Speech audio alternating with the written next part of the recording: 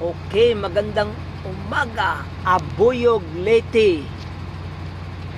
Sa ngayon, nandito pala ako ngayon sa proper ng Abuyog, no? May bagong project nga naman ang Jocons dito sa loob ng proper. Bagong kalsada ngayon ay inayad. Ito ipakita ko sa inyo na i-zoom ko lang. Pero kahit kasi ang camera ko ng cellphone, okay lang, no? Importante makita ang backhoe. Malabo talaga, oh. Yan. Yang naglakad na tao, bali engineer yan dito sa sa Jocons. Engineer. Ang pangalan ng backhoe ay Itachi. Yan, si engineer.